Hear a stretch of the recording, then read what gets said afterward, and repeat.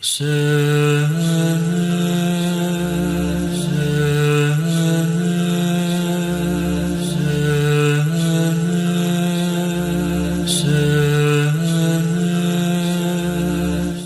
باللہ من الشیطان اللعین الرجیم بسم اللہ الرحمن الرحیم رب اشرح لی صدری ویسر لی امری واحلل عقدۃ من لسانی یفقهوا قولی ان اللہ وملائکتہ یصلون علی النبی یا ایہا الذین آمنوا صلوا علیہ وسلموا تسلیما اللہم صل علی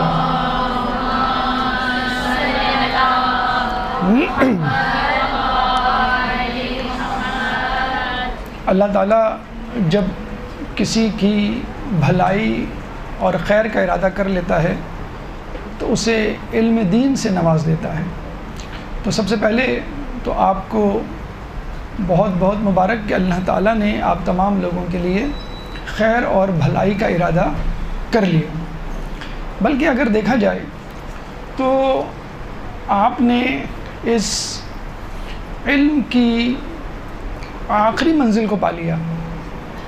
کیسے کہ حدیث رسول ہے کہ جب پوچھا کہ علم کیا ہے تو جواب ملا غور سے سننا۔ پوچھا کہ غور سے خاموشی، پوچھا خاموشی کیا ہے تو جواب ملا کہ غور سے سننا۔ پھر پوچھا کہ غور سے سننا کیا ہے، کہا محفوظ رکھنا۔ اور پھر پوچھا گیا کہ محفوظ رکھنا کیا ہے تو جواب ملا عمل کرنا۔ اور جب پوچھا کہ عمل کرنا کیا ہے تو جواب ملا علم کو پھیلانا۔ تو آپ لوگ جس مقصد کے لیے اس ادارے میں آئے ہیں وہ ہے علم کو پھیلانا، یعنی آپ نے علم کی آخری منزل سے انشاءاللہ ماشاءاللہ اپنا سفر شروع کیا ہے۔ نمبر ایک بات۔ نمبر دو، اس نشر و اشاعت یا علم کو پھیلانے یا ذاکری کے فن میں طاق ہونے کے لیے آپ نے خود بخود یہ تمام مراحل دیکھ لیے کہ یعنی علم حاصل کرنا، پھر اس سے پہلے خاموش رہنا، اور پھر جو ہے محفوظ کرنا، پھر عمل کرنا، پھر پھیلانا۔ تو پھیلانا کب آئے گا؟ جب علم کو حاصل کریں گے۔ علم کو محفوظ رکھنا دائمی طور پہ کب ہوگا؟ جب آپ عمل کر کے دکھائیں گے۔ تو یہ چیزیں آپ کو ذہن میں رکھنی ہیں۔ تیسری اہم چیز کہ اللہ تعالیٰ نے آپ کو اس عظیم کام کے لیے منتخب کیا ہے کہ جس پر انسان کی فلاح کا دار و مدار ہے۔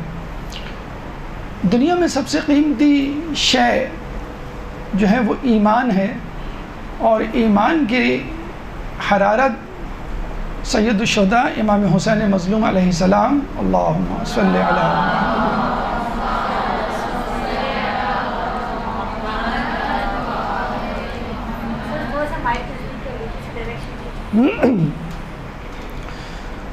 امام حسین کی شہادت کے حوالے سے حدیث ہے کہ ان لقتل الحسین حرارۃ فی قلوب المؤمنین لن تبرد ابدا، کہ قتل حسین یا شہادت حسین ایک ایسی حرارت ہے جو مومن کے دل میں کبھی سرد نہیں ہوگی۔ لن کا مطلب ہے نیور ایور، لا نہیں بلکہ لن تب ردا۔ اس کا مطلب یہ ہوا کہ اللہ تعالیٰ نے جو شہادت حسین کے حوالے سے ذمہ داری دی ہے وہ ذاکرین کو دی ہے۔ جب بھی حرارت شہادت حسین کم ہونے لگتی ہے، ایام ازاں شروع ہوتے ہیں، تو ذاکرین اس حرارت کی شدت کو پھر دوبارہ جسے کہتے ہیں کہ جلا بخشتے ہیں۔ تو یہ ایک بہت بڑی سعادت ہے جو آپ کو نصیب ہوئی۔ آپ نے ایک حدیث سنی ہوگی کہ اگر تمہاری وجہ سے کسی ایک شخص کو بھی ہدایت مل گئی تو وہ ان تمام چیزوں سے بہتر ہے کہ جس پر سورج اپنی روشنی ڈالتا ہے۔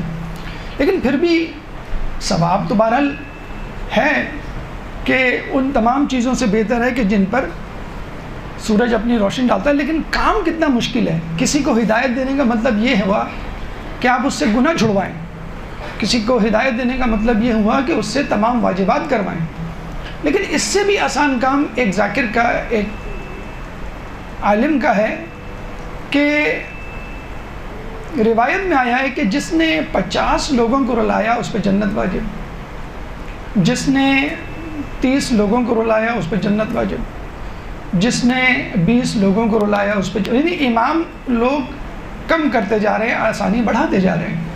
جس نے 10 لوگوں کو رلایا اس پہ جنت واجب، جس نے ایک کو بھی رلایا اس پر جنت واجب. یعنی عمر بھر کیا بطور ذاکر یا ذاکرہ آپ کسی ایک شخص کو بھی نہیں رلا سکتے.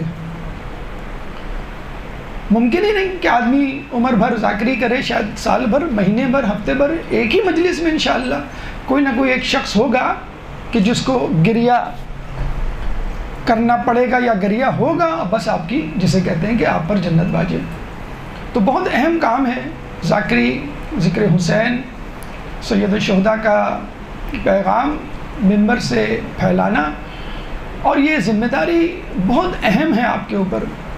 اگر ثواب کو دیکھیں تو ہر شخص چاہے گا کہ میں ذاکری ذاکرہ بنوں، لیکن جو شرائط ہیں اور جو مراحل ہیں اگر ان کو کما حقہ نہیں ادا کیا اور مرحلہ وار آگے نہ بڑھے تو پھر ثواب بجائے ثواب ملنے کے عذاب مل سکتا ہے، ہدایت ملنے کے آپ کو گمراہی مل سکتی ہے. تو آج جو موضوع آپ کے لیے منتخب کیا گیا ہے وہ ہے علم، فن ذاکری کا بنیادی ستون. اس گفتگو کو ہم 3 مرحلے پہ انشاءاللہ مکمل کریں گے. نمبر 1 فضیلت علم، نمبر 2 شرط علم، اور نمبر 3 اقسام علم. دیکھیں فن ذاکری کے حوالے سے جس مقصد کے لیے آپ یہاں جمع ہوئے، مختلف عنوانات کے تحت گفتگو کی جا رہی ہوگی اور کی جائے گی. تو کوئی مسائل پہ فوکس کر رہا ہے، کوئی عربی پہ فوکس کر رہا ہے، کوئی تلفظ پہ، کوئی لب و لہجے پہ، کوئی متن پہ، کوئی تاریخ پہ، کوئی اخلاقیات پر. لیکن اگر ہم تمام گفتگو کو ایک جملے میں سمیٹیں، ایک لفظ میں سمیٹیں بلکہ، تو ہم یہ کہیں گے تحصیل علم.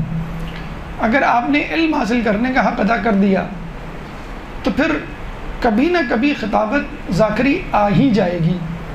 لیکن اگر آپ کا تمام فوکس فقط ذاکری سیکھنے پر ہے اور علم پر نہیں ہے، بس کسی طرح ایک شارٹ کٹ مل جائے لوگوں کو اٹریکٹ کرنے کا، باقی مواد، متن، علم یہ فوکس نہیں ہے، تو پھر آپ کہیں نہیں پہنچیں گے. اگر پہنچیں گے بھی تو وہ شہرت، وہ نیک نامی، وہ درجہ خدا کے نزدیک کوئی اہمیت کا حامل نہیں ہوگا، کیونکہ آپ نے شہرت حاصل کر لی، عزت، دولت، لوگوں کو خوش کرنا آپ کے لیے کوئی مسئلہ نہیں، لیکن علم نہیں پہنچا سکے آپ، تو پھر آپ کی حیثیت جو ہے وہ ایک پرفارمر، سیلیبریٹی، ایک اداکار کی حیثیت کی ہوگی. تو آپ یوں کہہ لیجئے کہ ہم ایک لفظ استعمال کرتے ہیں ماسٹر کی، کہ ایک چابی جس سے سارے تالے کھل جائیں، وہ ہے تحصیل علم.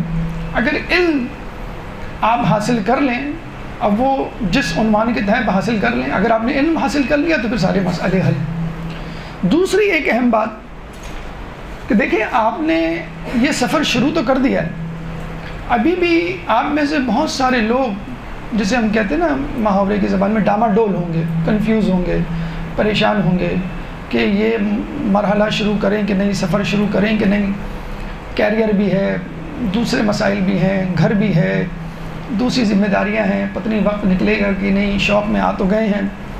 پھر آپ آگے بڑھیں گے، یعنی ابھی تو آپ بگنر ہیں، مبتدی ہیں. جب آپ آگے بڑھیں گے اور جب ماشاءاللہ کسی مقام پر پہنچیں گے تو اس کے مسائل الگ ہیں، سیکیورٹی کے مسئلے ہیں، دشمنی کے مسئلے ہیں، اور لوگوں کا عزت نہ دینا وہ ایک مسئلہ ہے. تو کئی مقامات پہ آپ کے بااستقامت میں لغزش آئے گی کہ کہیں میں نے غلط فیلڈ کا انتخاب تو نہیں کر لیا. جس طرح دنیاوی فیلڈ میں بھی ہم دیکھتے ہیں doctor, engineers, I T professional, کاروباری حضرات کو جب نقصان ہونے لگتا ہے یا کوئی ریسپانس نہیں ملتا ہے تو لوگ کہتے ہیں کہ میں شاید غلط میدان میں آ گیا، مجھے کسی اور فیلڈ کا انتخاب کرنا چاہیے۔ تو یہ عین ممکن ہے کہ جب آپ اس فیلڈ میں آگے جائیں اور ابھی بھی جب تک جسے کہتے ہیں کہ آخری سانس ہے، شیطان آپ کو وسوسے ڈال کر کنفیوز کرتا رہے گا کہ شاید تم غلط آگے ہوئے، تم نے رانگ نمبر ڈائل کر لیا ہے اور یہ تم آگے نہیں جا سکتے، اور دیکھو فلاں فلاں فلاں اس میں آئے اور کچھ نہ کر سکے، اور جنہوں نے کچھ کر لیا ان کو بھی مسئلے مسائل ہیں۔ ان تمام رکاوٹوں کا حل علم ہے۔ اس علم کی یعنی علم حاصل کرنے کی اور اس کو پھیلانے کی، اب وہ تحریر کا میدان ہو، تقریر کا میدان ہو، اتنی زیادہ فضیلت ہے، اتنی زیادہ فضیلت ہے کہ بس یوں سمجھ لیجئے کہ روایتوں کی روشنی میں نبی کے بعد آپ کا درجہ ہے، اور حدیث بھی ہے العلماء ورثۃ الانبیاء، انبیاء کے بعد آپ ہیں جنت میں، علماء کا مقام انبیاء کے بعد ہوگا جنت میں۔ تو یہ فضیلت اور علم کی شرائط اور علم کون سا کس طرح حاصل کیا جائے، کیسے ڈیلیور کیا جائے، یہ بڑا کام آئے گا آپ کو آئندہ بھی، اس لیے اس موضوع کا آپ کے لیے انتخاب کیا گیا۔ فضیلت اگر علم کی ہم دیکھیں تو پہلے آیات اور پھر روایات۔ آیات میں سورہ طلاق آیت نمبر 12، سورہ طلاق قرآن کا 65واں سورہ ہے، چیپٹر 65 ورس نمبر 12۔ اللہ تعالیٰ فرماتا ہے وَأَنَّ اللَّهَ قَدْ أَحَاطَ بِكُلِّ شَيْءٍ عِلْمًا، بے شک اللہ تعالیٰ نے اپنے علم کے سبب چیزوں کا احاطہ کیا ہوا ہے۔ سورہ طلاق ورس 65 ورس 12 اور سورہ کا نمبر ہے 65۔ تو علماء کے درمیان ایک بحث ہے کہ اللہ تعالیٰ کی بہت ساری صفات ہیں، ساری نیکیاں، ساری اچھی باتیں، صفات اس کے ساتھ ہیں، لیکن وہ کون سی ایسی صفت ہے کہ جس کے بارے میں ہم کہہ سکیں کہ اس صفت کے سبب اللہ تعالیٰ تمام چیزوں پر حاکمیت رکھتا ہے؟ تو اس آیت نے اس کا جواب دے دیا، بِكُلِّ شَيْءٍ عِلْمًا، تمام چیزوں پر اللہ تعالیٰ کی حاکمیت اس کے علم کے سبب ہے۔ تو جب اللہ تعالیٰ علم کے سبب پوری دنیا کا خالق، کائنات کا خالق غلبہ اور حاکمیت رکھ سکتا ہے، تو آپ اس علم کی بدولت ذاکری کے فن میں آگے کیوں نہیں بڑھ سکتے؟ تو سب سے اول چیز علم ہے۔ اس کے بعد اللہ تعالیٰ آدم علیہ السلام کو خلق کرتا ہے، اور جب فرشتے اللہ کے اس حکم سے سرتابی یا ڈفرینس اختلاف کی کوشش کرتے ہیں تو اللہ فرماتا ہے، سورہ بقرہ آیت نمبر 34، سورہ بقرہ قرآن کا دوسرا سورہ ہے، چیپٹر 2 ورس نمبر 34، علم آدم الاسماء كلها ثم عرضهم على الملائكة فقال انبئوني هؤلاء ان كنتم صادقين، کہ ہم نے آدم کو تمام اسماء سکھائے، ثم عرضهم على الملائكة، پھر ہم نے ان کو فرشتوں کے سامنے پیش کیا، فقال انبئونی، اور ان سے کہا کہ تم بتاؤ مجھے ان اسماء کے نام، اگر تم سچے ہو۔ چیلنج کیا تو اللہ نے کہا ٹھیک ہے، آدم سے میں کچھ سوالات پوچھتا ہوں اور تم سے پوچھتا ہوں، دیکھتے ہیں کس کا علم زیادہ ہے۔ تو آدم علیہ السلام اپنے علم کی بنیاد پر فرشتوں اور تمام مخلوق پر اشرف المخلوقات ٹھہرے، ورنہ سینیورٹی کے اعتبار سے تو فرشتے تھے، عبادت کے اعتبار سے دیکھا جائے تو شیطان تھا، ابلیس آگے تھا۔ تو اس کا مطلب کیا ہوا؟ یہ علم ہے جو انسان کو لمحے بھر میں فرض سے عرش تک لے جا سکتا ہے۔ تو آپ ذاکری کے میدان میں علم میں دین کو حاصل کر کر باقی تمام لوگوں پر غلبہ یا فوقیت حاصل کیوں نہیں کر سکتے؟ تیسری چیز، آدم کی بات ہو گئی، اب خاتم کی بات، رسول اکرم صلی اللہ علیہ وآلہ وسلم۔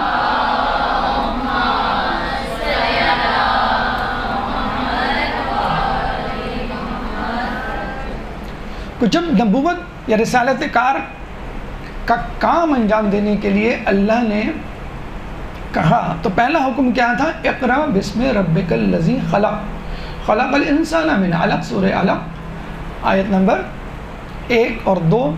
سورہ علق قرآن کا 56واں سورہ ہے، چیپٹر 96 ورس نمبر 1 اور 2۔ اقرا پڑھو، یعنی پہلا حکم یہ نہیں تھا جاؤ بتاؤ عبادت کرو، نہیں، پڑھو اور پھر لوگوں تک اپنی بات پہنچاؤ۔ اقرا بسم ربک الذی خلق، کہ جس نے انسان کو پیدا کیا۔ یعنی نبوت کے لیے جو پہلی شرط ہے، نبوت کیا ہے؟ نبی، نبا، انبیاء خبر دینے سے نکلا ہے، نبا خبر دینا، تو نبی خبر دیتا ہے، جب اس کو علم ہوگی تو وہ خبر دے گا۔ تو نبوت کے لیے جو سب سے افضل افراد ہوتے ہیں دنیا میں، ان کے لیے پہلی شرط کیا ہے؟ علم حاصل کرنا، پڑھنا۔ تو آپ کے اور میرے لیے جو نبی ہی کی باتوں کو آگے بڑھانے کے لیے ممبر پہ جائیں گے، ان کے لیے علم کیوں نہ ہو؟ اور پھر دوسری آیت میں اللہ فرما رہا ہے خلق الانسان من علق، اور انسان کو پیدا کیا جمے ہوئے خون سے۔ خون نجس ہوتا ہے، یعنی نجس چیز علم حاصل کرنے کے بعد اشرف المخلوقات بن جاتی ہے۔ تو پھر ہم اور آپ علم حاصل کرنے کے بعد عام لوگوں سے افضل کیوں نہیں ہو سکتے؟ گناہ آلود زندگی گزارنے کے بعد اللہ تعالیٰ کے نزدیک مقرب ترین کیوں نہیں ہو سکتے؟ تو دیکھا آپ نے، علم کی بنیاد پر اللہ نے حاکمیت قائم کی بھی ہے۔ علم کی بنیاد پر آدم علیہ السلام فرشتوں سے افضل۔ علم پہلی شرط ہے نبوت کے کام کو شروع کرنے کے لیے۔ علم ایک نجس چیز کو اشرف المخلوقات بنا دیتا ہے۔ اور پھر یہ علم خود آپ کے لیے، فقط یہ نہیں کہ آپ نے علم حاصل کیا اور لوگوں تک پہنچایا، خود آپ کے لیے، آپ کے تزکیہ نفس کے لیے ایک بہترین، جسے کہتے ہیں کہ ہتھیار ہے، کہ اللہ تعالیٰ سورہ فاطر آیت نمبر 28 میں فرماتا ہے، سورہ فاطر قرآن کا 43واں سورہ ہے، چیپٹر 43 ورس نمبر 28، انما یخشی اللہ من عبادہ العلماء، کہ اللہ سے ڈرنے والے تو میرے بندوں میں علماء ہی ہیں۔ جب اللہ کی معرفت ہوگی تو انسان اللہ سے ڈرے گا، اور اللہ کی معرفت انسان کو علم کے بعد آتی ہے۔ اور خود اللہ سے ڈرنا، اللہ کے سامنے کھڑے ہونے سے ڈرنا، یہ اتنی بڑی فضیلت ہے کہ اللہ تعالیٰ نے ایک اسپیشل پیکج رکھا ہے، جسے ہم کہتے ہیں نا buy one get one free, کہ ایک برگر لیں دوسرا برگر، ایک ڈریس لیں دوسرا ڈریس فری۔ اللہ تعالیٰ سورہ رحمان جو کہ 55واں سورہ ہے میں فرماتا ہے وَلِمَنْ خَافَ مَقَامَ رَبِّهِ جَنَّتَانِ، کہ جو اللہ کے سامنے کھڑے ہونے سے ڈرا اس کے لیے 2 جنتیں۔ یعنی علم خوف پیدا کرتا ہے، اور خوف آپ کو دگنے اجر کی طرف، بلکہ جو جو جنتیں کما رہے ہیں آپ کے علم کی وجہ سے، ان کی جنتوں کا ثواب بھی آپ کو ملے گا۔ اور پھر اللہ کہتا ہے کہ علم ایک ایسی چیز ہے کہ جس میں تمام چیزیں آ گئیں۔ وَمَن يُؤْتِ الْحِكْمَةَ فَقَدْ أُوتِيَ خَيْرًا كَثِيرًا، سورہ بقرہ آیت نمبر 269، چیپٹر 2 ورس نمبر 269، کہ جس کو حکمت دی گئی اس کو خیر کثیر دے دی گئی۔ حکمت کیا ہے؟ کمال عقل۔ انسان کی عقل جب کمال پر پہنچتی ہے تو وہ حکیم، دانا بن جاتا ہے۔ اور کسی چیز کا کمال پر پہنچنے کے لیے نشوونما کی ضرورت ہے۔ مثلا بیج کو پانی کھاد دیں گے تو وہ پودا بنے گا، درخت بنے گا۔ بچے کو غذا دیں گے تو وہ جوان تنومند آدمی بنے گا۔ تو عقل ہر کسی کے پاس ہوتی ہے، وہ حکمت کے کمال اور درجے پر اس وقت پہنچتی ہے کہ جب اس کو علم کی غذا دی جائے۔ عقل کی غذا کیا ہے؟ علم۔ عقل ایک پیالہ ہے اور علم اس کا مشروب۔ تو جب وہ مشروب بھرتا ہے تو اپنے کمال پر پہنچتا ہے، یعنی حکمت پر۔ اور حکمت ایک ایسی چیز ہے کہ جس کو حاصل کرنے کے بعد انسان کو ہر چیز اس کے مقام پر نظر آ جاتی ہے۔ وہ اپنے آپ کو پہچان لیتا ہے، وہ خدا کو پہچان لیتا ہے، پھر اپنی ذمہ داریوں سے آگاہ ہو جاتا ہے، نقصان اور فائدہ جان لیتا ہے کہ کس کام میں نقصان ہے، کس کام میں فائدہ ہے۔ تو جس کو حکمت دی گئی اس کو خیر کثیر۔ حکمت عقل کی جوانی طاقت کا نام ہے، کمال عروج کا نام ہے، اور وہ علم کے ذریعے حاصل ہوتی ہے۔ پھر اللہ تعالیٰ فرماتا ہے هل يستوي الذين يعلمون والذين لا يعلمون، کہ سورہ زمر آیت نمبر 3، سورہ زمر قرآن کا 39واں سورہ ہے، چیپٹر 39 ورس نمبر 3، کہ کیا وہ لوگ جو جانتے ہیں ان لوگوں کے برابر ہو سکتے ہیں جو نہیں جانتے؟ اللہ نے 10 مقامات پر 10 چیزوں کو 10 چیزوں کے مقابل کھڑا کیا ہے، بلندی ہے، پستی ہے، اندھیرا ہے، اجالا ہے، ہدایت ہے، گمراہی ہے، جاننا نہ جاننا ہے، اور 10 کی 10 چیزوں کو جب تقابل کیا ہے تو اس میں فرق علم کا ہے۔ تو بس بات مکمل ہو گئی کہ جاننے والا نہ جاننے والے کے برابر ہو ہی نہیں سکتا، بالکل بہت الگ چیز ہے۔ اور پھر علم ایک اتنی اہم چیز ہے کہ خود رسول کو جس کا علم سب سے زیادہ ہے، علم غیب کا مالک ہے، اس کے لیے بھی کہا گیا، اس کو بھی ہدایت کی گئی کہ بھائی تم دعا مانگو اپنے لیے، کیا قل رب زدنی علما، اے اللہ میرے علم میں اضافہ کر۔ سورہ طٰہٰ آیت نمبر 114 قرآن، سورہ طٰہٰ قرآن کا 20واں سورہ، چیپٹر 20 ورس نمبر 114۔ اچھا اتفاق سے سورہ آیت کا نام بھی 114، گویا قرآن کی 114 سوروں کا علم حاصل کر لو تمہیں سارا علم حاصل ہو گیا۔ تو آپ نے دیکھا علم کی فضیلت کے اعتبار سے اس کے علاوہ بھی بہت ساری آیات ہیں، اللہ کی حاکمیت، آدم کی خلافت، انسان کا شرف، خوف الہی، فوقیت ہونا دوسرے لوگوں پر، اتنی اہم چیز کہ رسول کی رسالت اس سے شروع ہو رہی ہے، خیر کثیر، اور اللہ کے رسول کا دعا مانگنا کہ میرے علم میں اضافہ کر، حالانکہ ان کا علم سب سے زیادہ تھا۔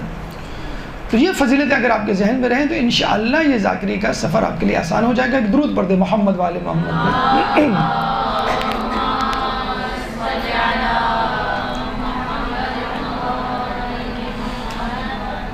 اب آئیے روایات کی طرف کہ روایات میں اس علم کی فضیلت کس طرح بیان ہوئی ہے۔ دیکھیے ہم تمام لوگوں کا جو ہدف ہے at the end of the day کہ ہمیں کسی طرح جہنم کی آگ نہ چھوئے، جہنم کی آگ سے چھٹکارا مل جائے۔ حدیث رسول ہے کہ جو شخص جہنم سے آزاد کردہ لوگوں کو دیکھنا چاہے وہ طلاب کو دیکھ لے، عالم کو نہیں کہا، مجتہد کو نہیں کہا، مرجع کو نہیں کہا،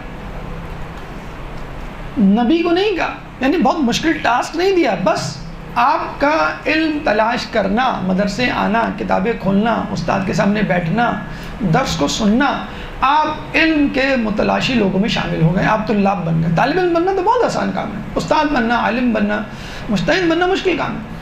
تو فقط علم دین کے متلاشی وہ لوگ ہیں کہ جن کے بارے میں سرٹیفکیٹ اللہ کے رسول نے دے دیا ہے کہ یہ جہنم سے آزاد کردہ لوگ۔ پھر کہا کہ ہر چیز کا ایک راستہ ہوتا ہے اور علم کا راستہ، جنت کا راستہ علم ہے۔ بلکہ اگر ہم میں سے کسی کو کہا جائے کہ بھئی آپ زیادہ سے زیادہ خدا کی عبادت کیسے کر سکتے ہیں، تو ہم یہی کہیں گے بھئی دن میں روزہ رکھیں اور رات بھر عبادت کریں، شب بیداری کریں۔ تو کہا گیا ہے کہ جو شخص علم کی تلاش میں رہتا ہے گویا وہ ایسا ہے کہ جس نے دن میں روزہ رکھا اور رات میں اللہ کی عبادت کی۔ میکسیمم انسان یہی کر سکتا ہے۔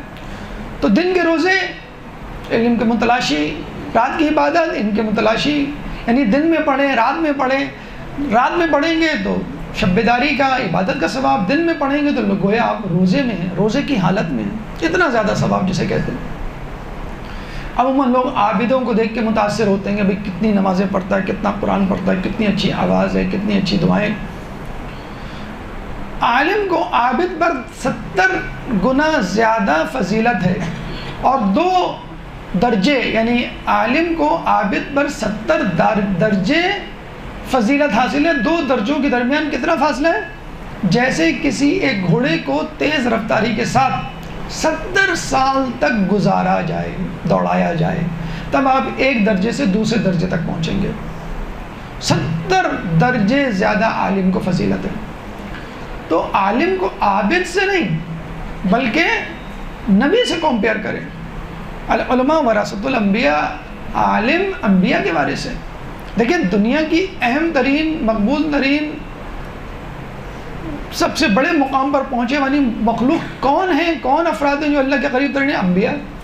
اب نبی تو آپ نہیں بن سکتے، یہ تو اللہ کی طرف سے عطا کردہ منصب ہے، لیکن اس کے بعد عالم تو بن سکتے ہیں، علم کی تلاش میں تو آگے بڑھ سکتے ہیں۔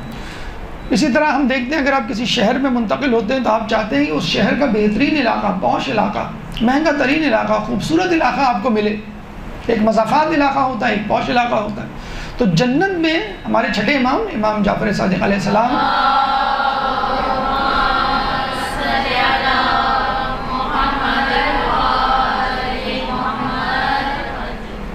امام فرماتے ہیں کہ دیکھو فقط جنت نہ مانگو، جنت میں اعلیٰ درجات مانگو۔ اب نبی کا درجہ تو نہیں مل سکتا، اس کے بعد سیکنڈ موسٹ ہائیسٹ درجہ کس کا ہے؟ علماء کا۔ جنت میں انبیاء کے بعد سب سے اعلیٰ درجہ علماء کا ہوگا، اور علماء کیونکہ علماء وارث ہیں۔ قیامت میں عابد کو کہا جائے گا کہ تم اٹھو اور جنت میں چلے جاؤ، اور عالم کو کہا جائے گا کہ تم اٹھو اور اپنے ساتھ جس کو چاہو، جس کو تم نے نفع دیا اس کو اپنے ساتھ جنت میں لے جاؤ۔ تو عالم سے رابطہ رکھنا، علماء سے قریب ہونا، مبلغہ سے دوستی رکھنا، تبلیغ دین کرنے والوں کے قریب رہنا کتنا ثواب کا کام ہے، کتنا اہم کام ہے کہ یہ کام، یہ دوستی، یہ تعلق آپ کا قیامت میں کام آئے گا۔ کتنا ثواب ہے، کتنا بڑا صلہ ہے، جزا ہے، اس کا اندازہ اس بات سے لگا لیجئے کہ عالم کو جنت میں پہنایا جانے والا لباس خلعت، اس میں موجود ایک دھاگا اس پوری دنیا کی قیمت سے زیادہ ہے۔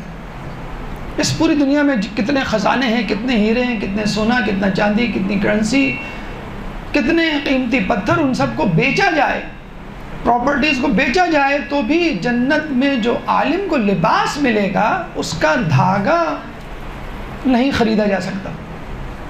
بلکہ اس سے بھی زیادہ شہزادی کونین بی بی سیدہ سلام اللہ علیہا، اللہم صلی علیہ،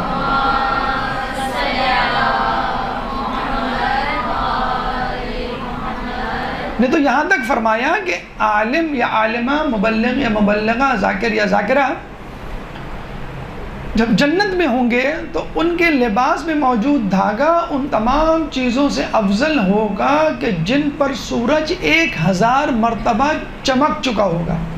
یعنی سورج دنیا پہ بھی چمکتا ہے، مریخ پہ بھی چمکتا ہے، زحل پہ بھی چمکتا ہے، اور پتہ نہیں کتنے اور سیارے ستارے ہوں گے، ان تمام چیزوں میں جو چیزیں موجود ہیں جگہوں پر ان سے افضل، اور ایک مرتبہ نہیں 1000 مرتبہ ان چیزوں کو بیچا جائے، یعنی 1000 مرتبہ دنیا کو بیچا جائے، 1000 مرتبہ مریخ کو بیچا جائے، 1000 گنا قیمت اس کے برابر نہیں ہو سکتی جو جنت میں ایک عالم کو لباس پہنایا جائے گا، دھاگا جس کی کوئی قدر و قیمت نہیں ہوتی۔ کوئی آپ سے نہیں پوچھتا کہ اس لباس کا دھاگا آپ نے کہاں سے لیا، تو پھر لباس کیا چیز ہوگی؟ کہتے ہیں آپ کے پاس ایک خاتون آتی ہیں، وہ سوالات کچھ پوچھتی ہیں، اور جب وہ سوالات زیادہ ہو جاتے ہیں تو وہ عورت تھوڑی سی شرمندہ ہوتی ہے کہ میں آپ کا بہت وقت لے رہی ہوں۔ تو بی بی نے کہا کہ اگر کسی شخص کو یہ کہا جائے کہ تمہاری اجرت، مزدوری 1,00,000 دینار ہے، اور اس پتھر کو، اس بوجھ کو چھت پہ جا کے رکھنا ہے، تو کیا وہ اس سے شرمائے گا؟ 1,00,000 اشرفی سمجھ لیں، $1,00,000 آج کے حساب سے، تو نہیں شرمائے گا کیونکہ رقم اتنی خطیر ہے۔ تو جو میں تم کو دے رہی ہوں وہ بہت زیادہ اجر رکھتا ہے، اس لیے تھکنے کی کیا بات۔ پھر بی بی نے کہا کہ ہر وہ مسئلہ جو تم مجھ سے پوچھ رہی ہو، جس کا میں جواب دے رہی ہوں، فرش سے لے کے زمین سے لے کے عرش تک موجود جو جگہ ہے اس کو اگر موتیوں سے بھر جائے تو اس کا ثواب اس کے برابر ہوگا۔ 1 موتی، 2 موتی، ہزاروں، لاکھوں، اور پھر یہ جو خلا ہے نہیں معلوم، پہلا آسمان، دوسرا، تیسرا، چوتھا، 5واں، 6واں، 7واں، اس کے بعد عرش، وہاں تک جتنی بھی جگہ ہے اس کو موتیوں سے بھر دے تو پھر ایک مسئلے کا جواب۔ جب آپ ممبر پہ بیٹھیں گے، فقہ کا ایک مسئلہ بتا دیا، اخلاق کی کوئی بات، کوئی واقعہ، کوئی آیت، کوئی روایت، اور ہر چیز سے کوئی ایک بات نکلتی ہو تو آپ اندازہ لگا لیجئے آپ کو کتنا اجر ملے گا۔ اور پھر دھاگے کی قیمت بی بی نے بتائی۔ جو بات آپ لوگوں تک بتائیں گے، ایک حرف کے بدلے 1000 محل دیے جائیں گے، ایک حرف کے بدلے۔ یعنی آپ نے آیت پڑھی مثلا ان اللہ، تو الف، نون، پھر نون پہ تشدید ہے، 2 نون، اللہ الف لام لام پھر ہا، ہر ایک حرف کے بدلے 1000 محل دیے جائیں گے.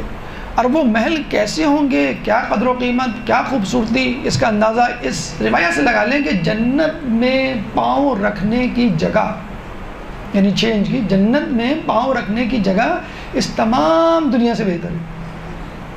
تو محل، وہ بھی 1000 محل، وہ بھی جسے کہتے ہیں کہ ایک حرف کے بدلے. تو جب آپ مجلس پڑھ کے آئیں گے تو ہو سکتا ہے کچھ لوگ گھر میں ناراض ہوں آپ کے کہ چائے کا وقت تھا، کھانا نہیں پکا کے گئی، برتن نہیں دھوئے بچے، تو آپ کہے گا 1 محل آپ کا ہوا. چلیں اب بھی ناراض ہیں ہم، تو 1000 محل آپ کے ہوئے. تو ہمارے دوست ہیں اکثر جب گھر والے ناراض ہوتے ہیں، مجلس سے دیر سے آتے ہیں، تو وہ یہ کہتے ہیں مجھے 1000 محل تمہارے ہوئے. تو کہاں سے آئے یہ جو آپ درے؟ ابھی تو نہیں یقین آتا ہمیں اس طرح، لیکن جب جنت میں جائیں گے، جب ہم آخرت میں محشر برپا ہوگا، تو آپ دیکھیں کہ کتنا اجر آپ کو انشاءاللہ ملنے والا ہے. ایک درود پڑھ دیں محمد والے محمد میں.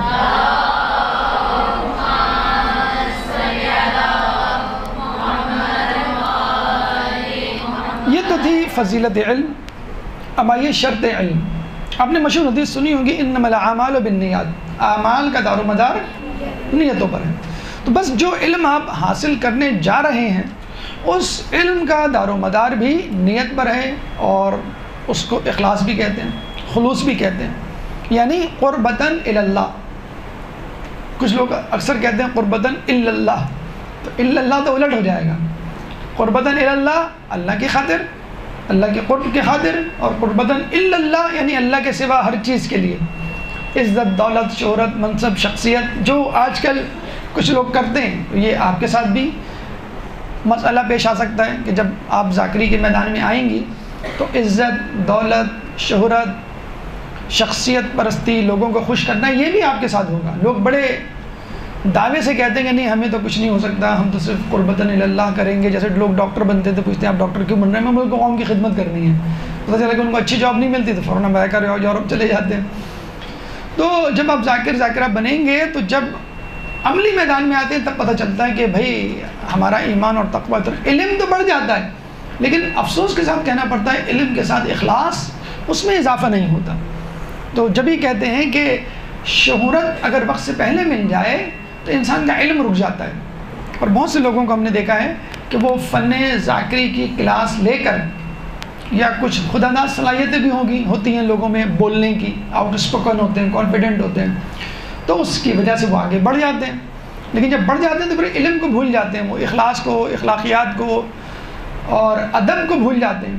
اور پھر ان کے ساتھ پھر وہی ہوتا ہے کہ جو ابھی ہم آپ کے سامنے واقعات پیش کرتے ہیں کہ مثلا بلعم باعور کا آپ نے واقعہ سنا ہوگا کہ موسیٰ علیہ السلام کا شاگرد تھا. موسیٰ علیہ السلام سے اس نے کہا کہ بھئی میں نے آپ سے بہت علم حاصل کر لیا، اب میں چاہتا ہوں اس کو پھیلاؤں. ہوتا ہے آپ کے ہمارے ساتھ بھی کہ جب ہم بہت پڑھ لیتے ہیں کسی ٹاپک پہ مثلا، تو جی چاہتا ہے ہم لوگوں سے مباحثہ کریں اور لوگوں کو بتائیں کہ بس ہم نے بہت پڑھ لیا، آپ ذرا سا نریٹ کریں، اس کو اسپیک آؤٹ کریں، لوگ اپنی بھڑاس نکالیں. تو بلعم باعور نے کہا کہ بھئی مجھے جانے دیں اور گھومنے دیں، لوگوں کو تلاش کرنے دیں، تبلیغ کرنے دیں. تو موسیٰ علیہ السلام نے کہا ٹھیک ہے. فلسطین اس زمانے میں بڑا مشہور علاقہ تھا، آبادی تھی، بادشاہ، سلطنت. وہ وہاں پہنچ گیا، اس کے عقل کے، علم کے چرچے ہونے شروع ہو گئے، اور وہ ترقی کرتے کرتے بادشاہ کا وزیر بن گیا. اچھا، استخارہ شاندار کیا کرتا تھا، استخارے میں مشہور ہو گیا. پھر جو ہے وہ مستجاب الدعوات تھا، جو دعا کرتا وہ قبول ہوتا. اچھا، آج کل بھی ایسے لوگ ہیں. ایک صاحب کو میسج آیا کہ مولانا صاحب آپ سے میں نے استخارہ کروایا تھا فلاں کام کے لیے، اور بہت برا آیا تھا، اور بہت شکر گزار ہوں آپ کی کہ آپ نے استخارہ کیا اور برا آیا، اور اگر میں یہ وہ کام کرتی تو اب مجھے ایک اور استخارہ کرنا ہے. میرا کیس چل رہا ہے عدالت میں، امریکہ میں ہوں میں، اور مجھے $15,000-20,000 یعنی تقریباً 50 لاکھ روپے مجھے خرچ کرنے پڑ جائیں. تو یہ وکیل ہیں، وکیل میرے لیے صحیح ہوں گے کہ نہیں کہ آپ اس کا استخارہ نکال دیں. تو اب آپ دیکھیں اتنے بڑے فیصلے وہ ہمارے مولانا اور عالمہ کر رہے ہوتے ہیں، یعنی آپ کو اپنی عزت وقت کا اندازہ نہیں. تو وہ الگ بات ہے کہ $15,000-20,000 وکیل کو دے دیں گے، مولانا کو دیتے ہوئے اجرکم علی اللہ کہیں گے اللہ حافظ.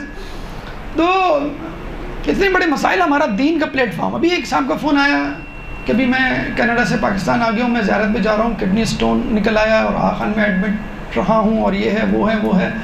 ڈاکٹر نے کہا مت جاؤ لیکن میرا جی چاہ رہا ہے. ہم نے کہا بھائی فلاں صاحب ہیں وہاں پہ میڈیکل کیمپ میں, ہمارے دوست ہیں, آپ ان سے مل لیا. دیکھیں آپ دین کتنے جلدی مسئلے کو حل کر دیتا ہے. یہاں لوگ کہہ رہے ہیں نہ جاؤ, وہاں پہ آپ نے ہمارا مسئلہ حل کر دیا, وہاں پہ ڈاکٹر صاحب ایک موجود ہے. ایک خاتون نے ایک عالم دین سے کہا میرے لیے دعا کیجیے گا, میرا ایک مسئلہ پھنسا ہوا ہے اور بہت دل سے دعا کیجیے گا, خدا را مولانا صاحب پلیز. مولانا صاحب کو پتہ نہیں کیا سوجی, اسی وقت دعا کر ڈالی ان کے لیے کہ میں آپ کے لیے ابھی دعا کر دیتا ہوں آپ کے سامنے. دوسرے دن $100 انویلپ بھیج دیا انہوں نے کہ مولانا صاحب آپ نے جو دعا کی تھی وہ قبول ہو گئی. تو آپ دیکھیں علم میں یا دین میں کتنی طاقت ہے. اب یہ ڈالر اور اس کے قصے سن کر آپ یہ نہ سمجھیں کہ واقعی برسات ہونے والی ہے. کہنے کا مقصد یہ ہے کہ دین اور دنیا دونوں کی بھلائی اس میں موجود ہے. بلکہ یہ تو احادیث میں ہے کہ جو علم دین دنیا کے لیے حاصل کرے گا اس کا آخرت میں کوئی حصہ نہیں. یعنی ہو سکتا ہے دنیا ملے, ہو سکتا ہے نہ ملے, اٹس اپ ٹو یو, لیکن آخرت میں تو بھول جائیں آپ. کیوں؟ آپ نے ٹارگیٹ اپنا دنیا بنایا تھا اس لیے. اچھا اس میں کوئی گناہ بھی نہیں, جب میں ڈاکٹر بن رہا ہوں, انجینئر بن رہا ہوں, مجھے جاب کرنی ہے حلال, ٹھیک ہے میں نے یہ شعبہ اپنا لیا, لیکن پھر آپ آخرت کو بھول جائیں, آخرت میں نہیں ملے گا. اچھا اسی حدیث میں ہے کہ جو آخرت کو اپنا ہدف بنائے گا ہم اس کو دنیا بھی دیں گے ہدف اور آخرت بھی دیں گے. کتنی عجیب بات ہے. یعنی دنیا بھی دیں گے, آخرت بھی دیں گے, اور حساب کتاب بھی نہیں ہوگا دیکھا جائے, کیونکہ اللہ کی طرف سے تحفہ, اللہ کی طرف سے انعام ہے. تو ذاکری کو دنیا کا ہدف بنانا ہے, دنیا کا ہدف بنا لیں, آخرت کا بنانا ہے, آخرت کا بنا لیں, دونوں کا بنانا ہے, دونوں کو بنا لیں. ورنہ آخرت کا ہدف بنا کر اللہ کے لیے انڈرسٹوڈ ہے کہ یہ انسان ہے, اس کے ساتھ پیٹ لگا ہوا ہے, اس کے بجلی کا بل آتا ہے, اس کے بچے اسکول میں ہیں, اس کو مکان کا کرایہ دینا ہے, تو یہ بھی تو ضروریات ہیں. اللہ تعالیٰ انشاءاللہ خود پورا کر دے گا. بہرحال لیکن آدمی ٹارگٹ بنا لے دنیا کو, پیسے کو, عزت کو, شہرت کو, دولت کو, منصب کو, لوگوں کی خوشنودی کو, تو پھر اللہ تعالیٰ آپ کو ان کے حوالے کر دے گا. تو بلعام باعور جب وہاں گیا اور اس کی شہرت میں اضافہ ہوا تو بادشاہ کے قریب ہو گیا. اب جب بھی کوئی مسئلہ ہوتا یہ مشورے دیتا, مشورے نہیں دیتا تو استخارہ کرتا, استخارہ نہیں کرتا تو دعا کرتا. یعنی تینوں سمتوں سے اس نے بادشاہ کو گھیرا ہوا تھا, ہر مسئلے کا حل اس کے پاس.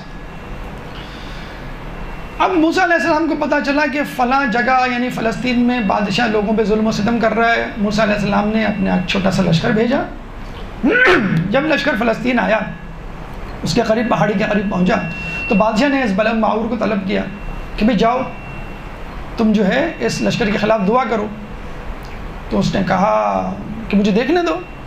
پتہ چلا کہ وہ لشکر میں تو اس کے اپنے کولیگس یعنی وہ لوگ شامل ہیں کہ جو اس کے ساتھ موسیٰ علیہ السلام کے صحابی تھے, علم حاصل کرتے تھے. اس نے کہا بھئی یہ تو موسیٰ علیہ السلام کے شاگرد ہیں اور یہ تو میں خود ان کا شاگرد ہوں, میں کیسے ان کے خلاف دعا کروں.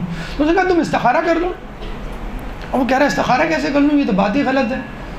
مطلب غیر شرعی باتوں کے لیے تو استخارہ ہی غلط ہے نا, کہ میں گناہ کروں کہ نہیں کروں, گناہ میرے لیے سود بند ہوگا کہ نہیں.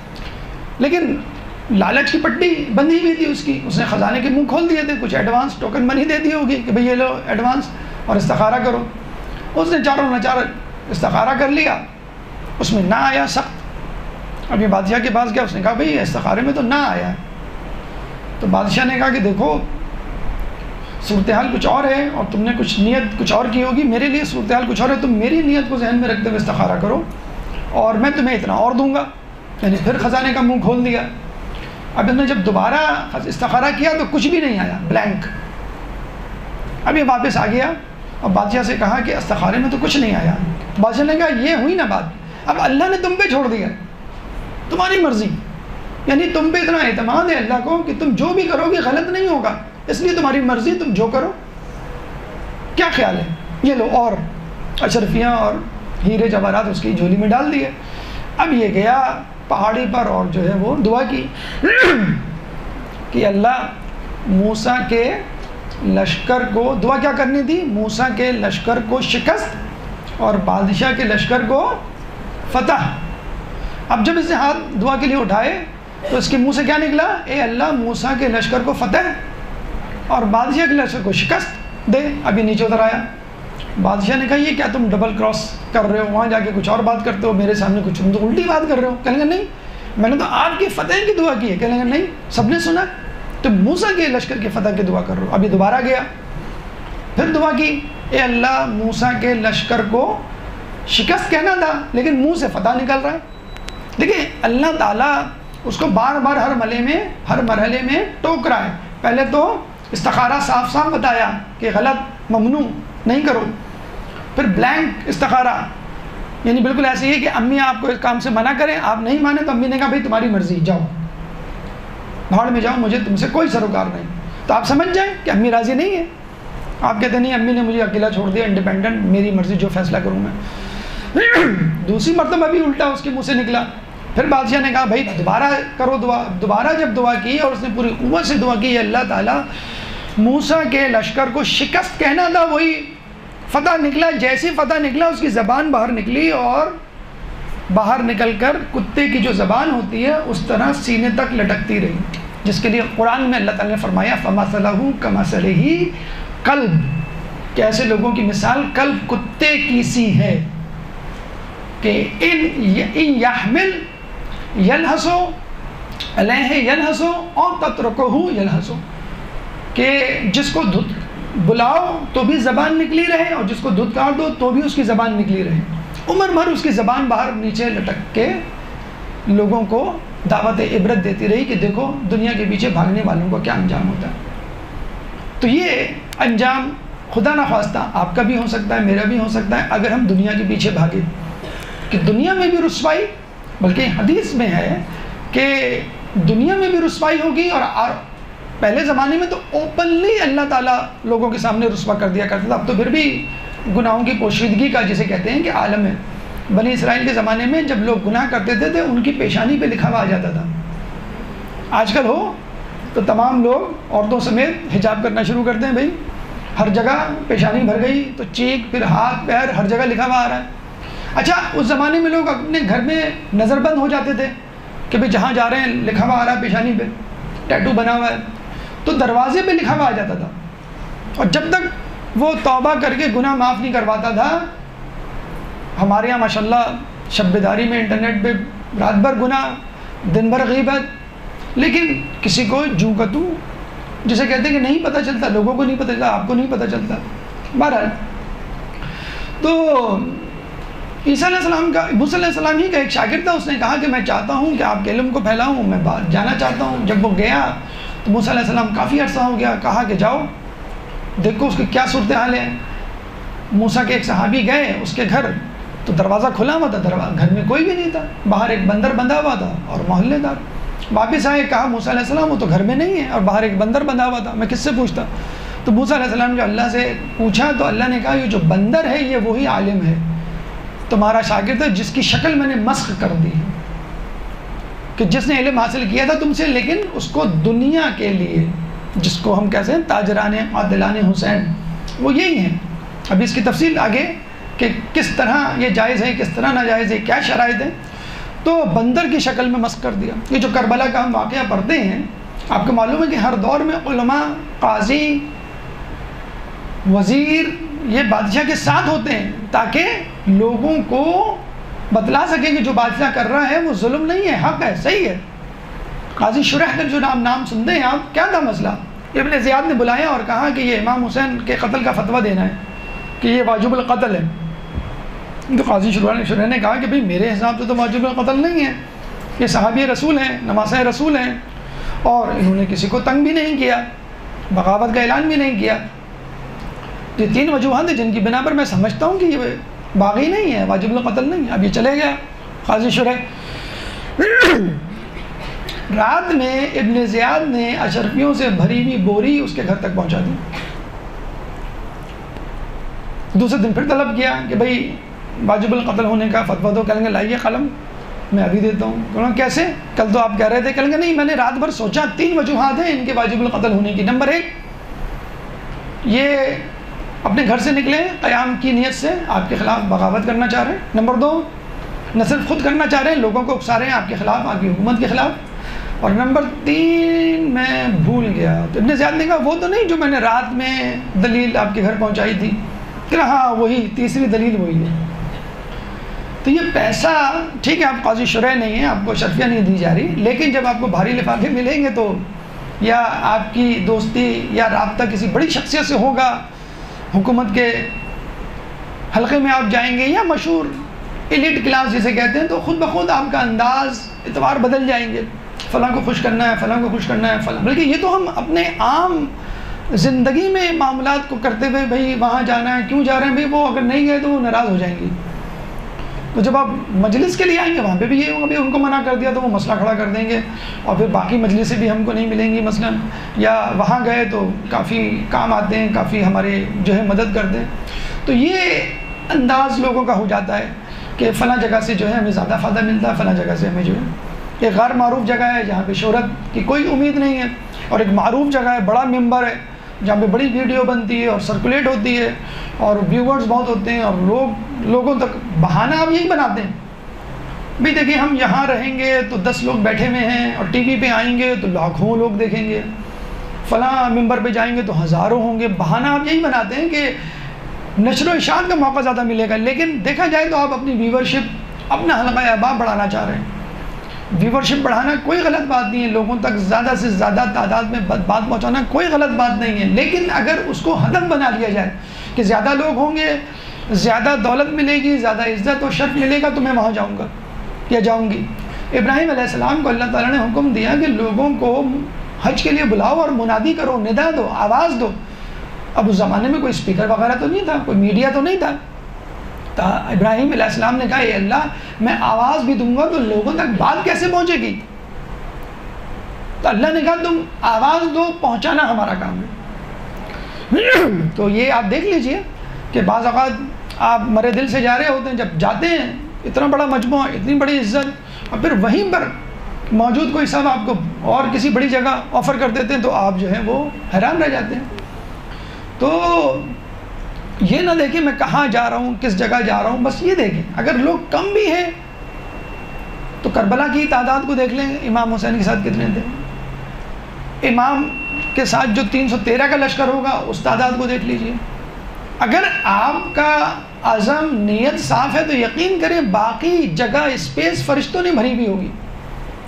اور اس پہ بھی نہیں تو آپ اس حدیث کو یاد رکھ لیں کہ کچھ لوگ دنیا میں گمنام ہیں اور آسمانوں میں مشہور، اور کچھ لوگ دنیا میں مشہور ہیں آسمانوں میں گمنام.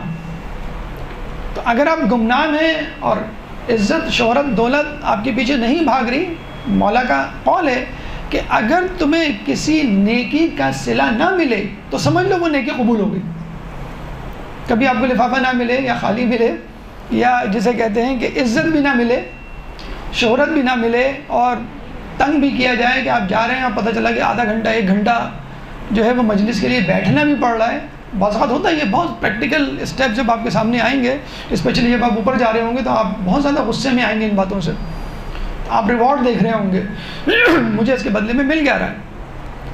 اور سال بھر کی مجلسوں کو آپ دیکھنے کے بعد اگلے مجلس کا پلان بنائیں گے، بھئی وہاں سے مجھے یہ ملا، وہاں سے مجھے یہ ملا، وہاں سے مجھے یہ نہیں ملا، تو بس اب پرائرٹی لسٹ میری اب یہ ہوگی. وہ واقعہ شاید آپ نے بھی سنا ہو کہ ایک عالم دین ایران میں بہت مشہور گزر رہے تھے اپنی مجلس پڑھنے کے لیے، بچوں نے گلی میں روک لیا کہ آپ ہمارے یہاں مجلس پڑھیں. تو انہوں نے کہا کہ بھائی مجھے تو فلاں جگہ جانا ہے. فلاں جگہ کا مطلب ہے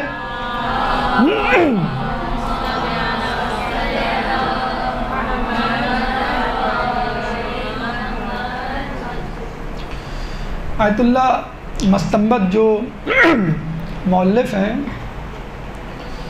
مناقب اہل بیت 4 جلدوں پر جو مشتمل کتاب ہے، جس کی پہلی جلد لکھی تھی تو بی بی زہرا سلام اللہ علیہا نے ان کو خواب میں آ کے بشارت دی تھی. یعنی وہ سید تھے تو ان کی گود میں سر رکھ کے وہ لیٹے ہوئے تھے. انہوں نے کہا کہ اس قربت کا کیا سبب، کیا وجہ؟ تو بی بی نے کہا کہ تم نے وہ جو کتاب لکھی ہے اس کے سبب تمہیں یہ قربت ہم کو نصیب ہوئی ہے. اس کتاب کے مؤلف جب بڑی عمر کو پہنچے تو انہوں نے کہا، امام سجاد کو اپنے خواب میں دیکھا تو ان سے کہا کہ یا امام میری پوری زندگی حسرت و یاس میں گزر گئی، تمنا خواہش میں گزر گئی، گناہوں میں گزر گئی، فقط حسرت ہے، کچھ بھی نہیں ہے اب میرے پاس، میں کیا کروں؟ ہوتا ہے نا جیسے جیسے عمر بڑھتی ہے آدمی کو فرسٹریشن اور گلٹی کانشیس ہونا لگتا ہے کہ میری اتنی عمر ہو گئی میں نے کچھ بھی نہیں کیا، جیسے جیسے عمر آگے بڑھتی ہے۔ تو اتنے بڑے مؤلف، محدث، اتنے بڑے عالم، اور یعنی یہ چیزیں تو ہمیں کہنی چاہیے، وہ امام حالانکہ کہنا ہی چاہیے امام میں نے یہ لکھا، یہ کیا، اب آپ بتائیں میرا کیا صلہ ہے؟ نہیں، کہہ رہے میں نے کچھ نہیں کیا۔ تو امام سجاد نے کہا، انہوں نے پوچھا کہ آپ مجھے بتائیں کمپنسیشن تلافی کیسے ہو سکتی ہے؟ بہت کم عمر رہ گئی، میں مرنے والا ہوں، بڑھاپا میرے اوپر ہے، موت قریب ہے۔ تو امام نے کہا کہ بس تم فکر نہ کرو، تمہارا باقی کام جو رہ گیا ہے تمہارا، یعنی کسی کی جسے کہتے ہیں کہ دل میں تمنا ہوتی کاش میں کوئی کتاب لکھوں، کاش میں تفسیر قرآن لکھوں، کاش مجھے فارسی آ جائے، کاش مجھے عربی پہ کمانڈ ہو جائے، کاش میں اتنی حدیثیں ہوتا ہے نا، ٹارگٹ ہوتا ہے، نہیں کر پاتے۔ تو امام نے کہا تم فکر نہ کرو، تمہارے حصے کا باقی کام ہم کریں گے، تم صرف ایک کام کرو۔ تو اس عالم نے کہا یا امام میں کیا کام کروں؟ کہنے لگا بس تم ہم پہ درود بھیجو، ہم پہ درود بھیجتے رہا کرو۔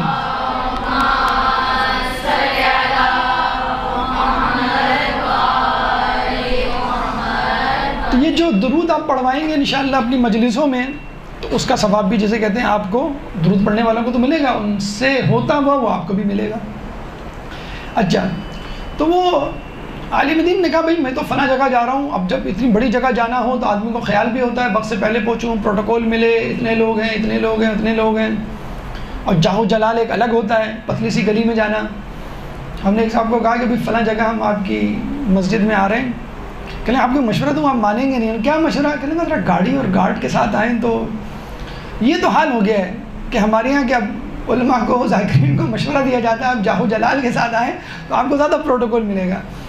اب وہ عالم سوچنے لگا میں کیا بچوں کی مجلس پڑھوں، کوئی پروٹوکول نہیں، کوئی کیمرے نہیں، کوئی مجمع نہیں، لیکن ایک ہوتا ہے نا کہ چلو بچوں کی ہم کہتے ہیں نا کاف ہے تمہاری، کوئی کھیل کھیل رہے ہوتے ہیں بچے کہتے ہیں ہم بھی کھیلیں گے نا، بھی تمہاری کاف ہے، اور وہ اشارہ کر دیتے ہیں بھائی ہم ہلکی ہلکی بال کرائیں گے، چھکے مارنے دینا ہے ان کو۔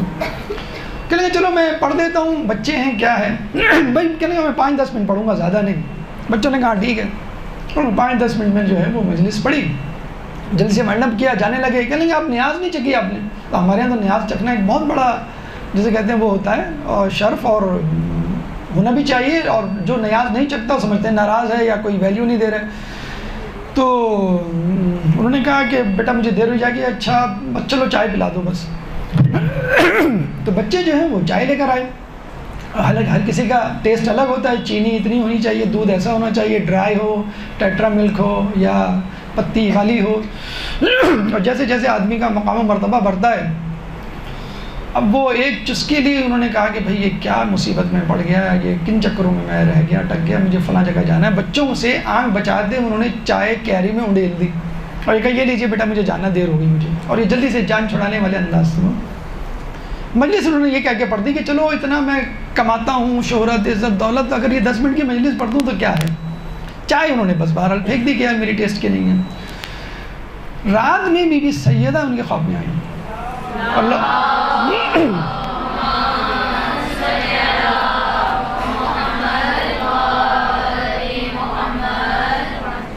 اور کہنے لگیں کہ تم نے جو رات میں مجلس پڑھی تھی وہ ہم نے قبول کر لی،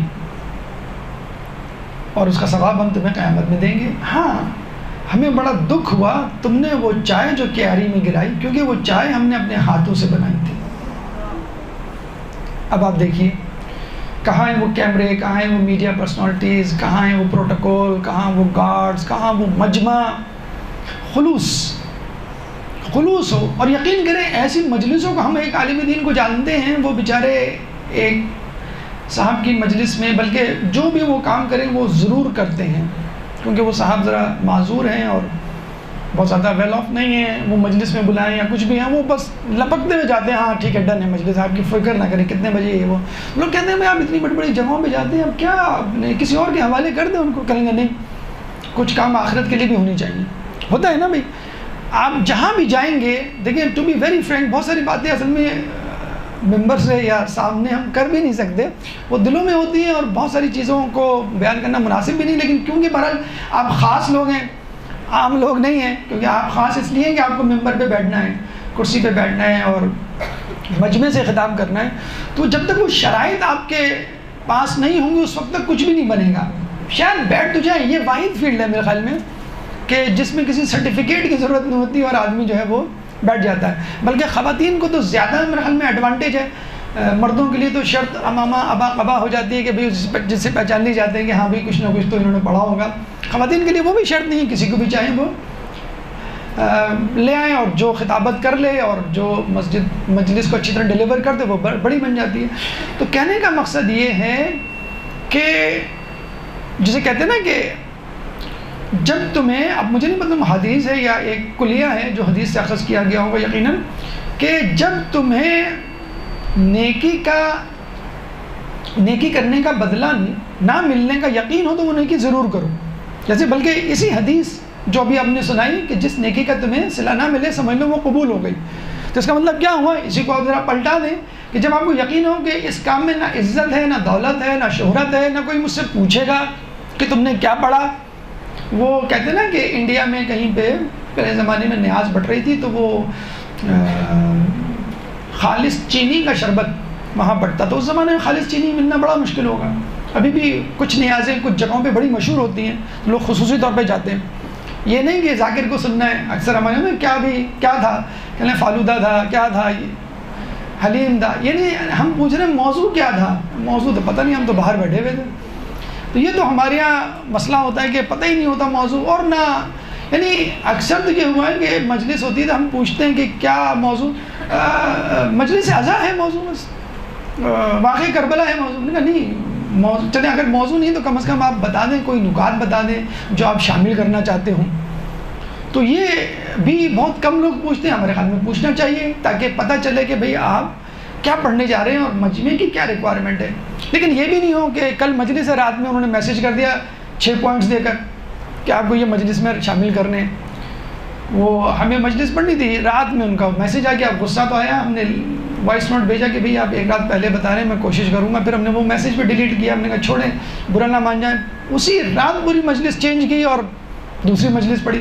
تو یہ بھی نہ ہو کہ آپ بیٹھے میں یعنی مرثیہ چل رہا ہے سوز و سلام اور کان میں آ کے کہہ دیا جاتا بھائی فلاں کے مسائل پڑھ دیے گا۔ ابھی کیا مطلب، کوئی ہم کوئی ڈکشنری کوئی وہ تو نہیں ہے کہ ریڈی میڈ آپ نے کمپیوٹر پہ لکھا اور وہ نکل آئی چیز۔ ایک ہفتے پہلے کم از کم 1 مہینے پہلے پتہ ہونا چاہیے آپ کو بھی اور بانی مجلس کو بھی ہمیں کیا پڑھوانا ہے، کم از کم نکات ہمیں کیا شامل کرنے ہیں۔ اور بغیر موضوع بغیر تیاری کی تو مجلس جو کہتے ہیں کہ ہم پڑھ لیتے ہیں، تو یہ تو اسے کہتے ہیں کہ خود آپ اپنی تذلیل کر رہے ہیں کہ آپ بغیر مجلس بغیر تیاری کے بغیر مجلس کس طرح آپ پڑھ لیتے ہیں۔ خیر بہرحال تو آپ نے دیکھا کہ کون سی مجلس قبول ہوتی ہے جو خالص خلوص کے ساتھ اللہ تعالیٰ مجمع کا، شہرت کا، عزت کا محتاج نہیں ہے۔ والذین جاہدوا فینا لنہدینہم سبلنا، جو ہماری راہ میں جد و جہد کرے گا ہم اس کو کامیاب کریں گے، یعنی جو کامیاب ہے اس کو نہیں دیں گے، جو جد و جہد کرے گا اس کو کامیاب کر دیں گے ہم۔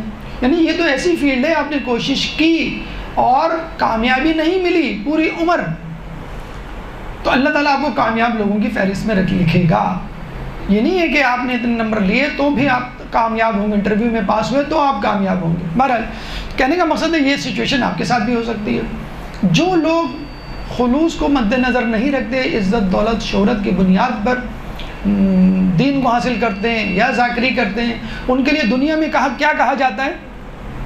اللہ نے کہا ہے کہ جو لوگ علم دین دنیا کے لیے حاصل کریں گے، اولین سزا جو میں دوں گا وہ یہ کہ ان کی عبادت سے مٹھاس نکال لوں گا۔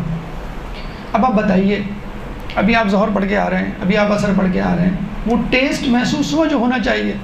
ہم خود اپنی نمازوں کو دیکھ لیں، یا تو ہم عادتاً پڑھ رہے ہیں یا جسے کہتے ہیں ہم کسی گناہ میں یعنی ریاکاری کے گناہ میں مبتلا ہیں۔ نمبر 2، اللہ نے ایسے لوگوں کو مسخ کیا، یعنی بندر کی شکل، ان کو کتے کی مثال دی ہے، بلعام باعور، گدھے تک کی مثال دی ہے کہ جو لوگ ایسا کرتے ہیں ان کے گلے میں گدھے ہیں وہ جن کے گلے میں توریت یا ان کے پشت پہ جو ہے وہ توریت لدی ہوئی ہے۔ آخرت میں کہا یہ جاتا ہے کہ ایسے لوگ جنت کی خوشبو بھی نہیں سونگھیں گے۔ جن کا مدعا، جن کا ہدف دنیا ہوگی. اور جب وہ جہنم میں ڈالے جائیں گے تو جہنمی لوگ ایسے دنیا دار علماء کی بدبو سے بیزار ہوں گے کہ کسی طرح، یعنی جن سے خود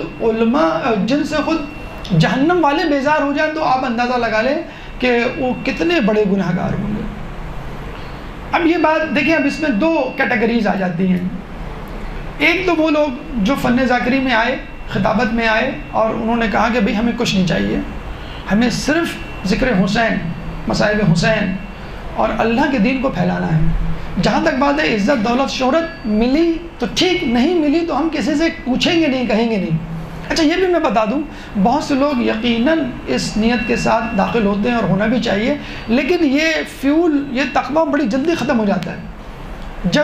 کب ختم ہوتا ہے؟ جب وہ اپنے کولیگز، اپنے ساتھ والوں کو آگے بڑھتا ہوا دیکھتے ہیں کہ فلاں جو ہے شہرت کی بنیاد پر اتنا آگے بڑھ گیا، فلاں جو ہے تعلقات کی بنیاد پر فلاں کو اتنا مل رہا ہے، فلاں کو جو ہے یہ مقام، اور میں وہیں پہ کھڑا ہوں، جیسے ہوتا ہے. تو یہ ذرا ذہن میں رکھیے گا، اگر آپ کا واقعی ایسا توکل ہے تو بڑی بات ہے. اور یقیناً اللہ تعالیٰ ایسے دروازوں سے دیتا ہے. کہتے ہیں کہ جب عام آدمی رزق کے لیے نکلتا ہے تو اللہ تعالیٰ اس کے لیے 2 فرشتے مقرر کرتا ہے. عالم دین یا طلاب جب گھر سے نکلتے ہیں تو اللہ تعالیٰ ان فرشتوں کو بلا لیتا ہے اور کہتا ہے کہ میں اس کے رزق کا ذمہ لیتا ہوں. اگر یہ کہ یہ آپ کا ایمان ہے تو بہت بڑی بات ہے، بہت اچھا. اور اللہ تعالیٰ واقعی آپ کو ایسے در سے دے گا، جیسے میں نے ابھی مثال دی کہ اس عالم دین نے دعا کروائی تو وہ $100 ان کے اکاؤنٹ میں جسے کہتے ہیں کہ پہنچ گئے. تو ایسی جگہوں سے آپ کو دے گا کہ آپ کہیں گے بھئی یہ میں نے سوچا بھی نہیں تھا، یہ مجھے کیوں مل رہا ہے. تو اچھا ایک تو یہ طریقہ ہے.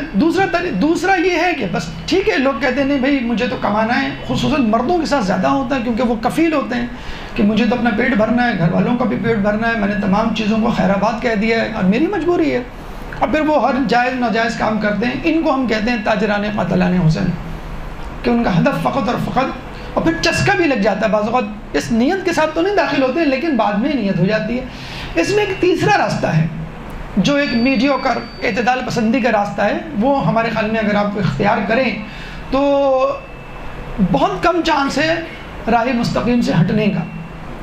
مثلاً آپ اس فن ذاکری کے ساتھ اپنی کوئی اور فیلڈ جس سے آپ تعلق رکھتے ہیں، جس کو آپ جانتے ہیں، پہچانتے ہیں، خاندان کے کام یا کسی بھی حوالے سے، وہ آپ جاری رکھیں ایز اے کیریئر. اور وہ آپ کا سورس آف انکم یا آپ کا شوق جسے کہتے ہیں دنیاوی اعتبار سے وہ آپ کو ملے اور یہ بھی ساتھ ساتھ چلتا رہے. اس میں بہت ساری مثالیں مثلا میں آپ کو دے سکتا ہوں کہ اگر آپ تلاش کریں انٹرنیٹ پہ تو ایسے مسلمان یا شیعہ یا خواتین تک مل جائیں گی جو علم دین بھی حاصل کر رہی تھیں اور علم دنیا سے بھی اپنے آپ کو آراستہ کر رہی تھیں. مثلا شروع سے اگر ہم جلدی چلیں تو جابر بن حیان کیمسٹ بھی تھے اور عالم دین بھی تھے. ابو علی سینا عالم دین بھی تھے، ڈاکٹر بھی تھے، فلسفی بھی تھے. شیخ بہائی مثلا انجینئر بھی تھے، عالم دین بھی تھے. خواجہ نصیر الدین طوسی ماہر فلکیات بھی تھے اور عالم دین بھی تھے. تیمور لنگ کو جسے کہتے ہیں کہ مسلمان کرنے والے اور پورے ایران میں تشیع کو پھیلانے والے. اور پھر قریب اگر آپ جائیں تو ڈاکٹر مولانا فرمان علی، جن کو کہنا چاہیے مولانا ڈاکٹر فرمان علی یا حکیم فرمان علی. لکھنؤ میں ایک زمانے میں ایک اصول تھا کہ جو شخص یہاں پر علم دین حاصل کرے گا وہ ڈاکٹر یا طبیب بھی بنے گا تاکہ اس کا ایک روزگار ہو، تاکہ اس کا لوگوں سے واسطہ ہو، تبلیغ کرنے میں آسانی ہو. تو مولانا فرمان حکمت کی ڈگری بھی ساتھ لے کر نکلے. جب اپنے مدرسے سے فارغ التحصیل ہوئے اپنے علاقے میں کچھ دور مدرسہ کلینک کھولا اور کہتے ہیں اپنے زمانے میں سائیکل پہ جایا کرتے تھے. اور آپ کو معلوم ہے اس زمانے میں پورے علاقے میں کسی کے پاس سائیکل نہیں تھی تو سائیکل کو لوگ رشک بھری نگاہوں سے دیکھتے تھے.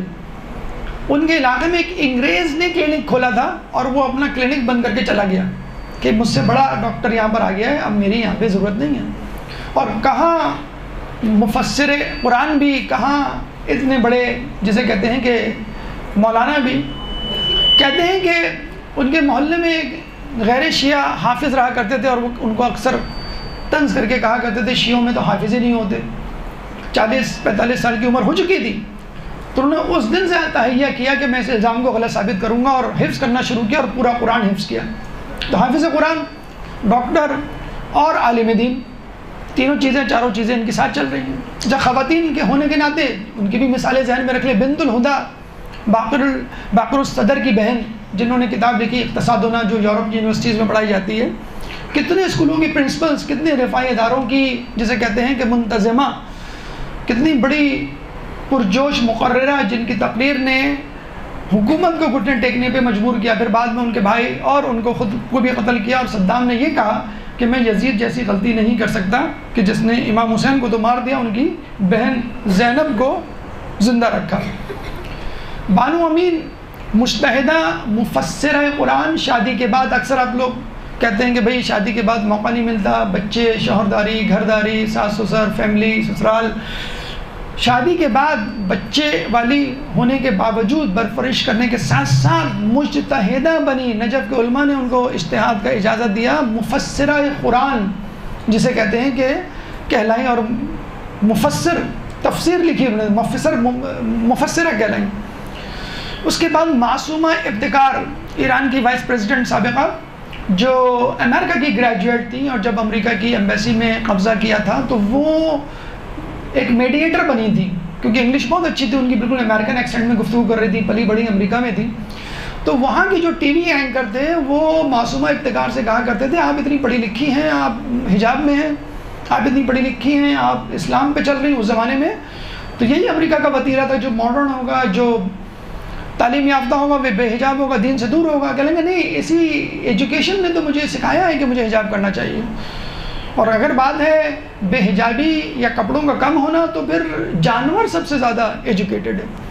تو معصومہ ابتکار، زہرا اخوان انجینئرنگ یونیورسٹی انٹر میں ٹاپ کیا تھا پورے ایران میں. ہمارے یہاں کوئی لڑکی ٹاپ کر لے، کیا کہتے ہیں اس کو؟ بیٹا تم ڈاکٹر بننا. کوئی ٹاپ کر لے تم انجینئر بننا، کوئی ٹاپ کر لے تمہیں آئی ٹی پروفیشن بننا ہے. اور جو بیچاری فیل ہو رہی ہو، ڈی گریڈ لا رہی ہو، تو اس کو کہتے ہیں بیٹا اس کو جو ہے نا کسی مدرسے میں ڈال دو. اسی پھل والے سے کسی فقیر نے کہا اللہ کے نام پہ دے دو، تو سڑا ہوا سیب اٹھا کے دیا.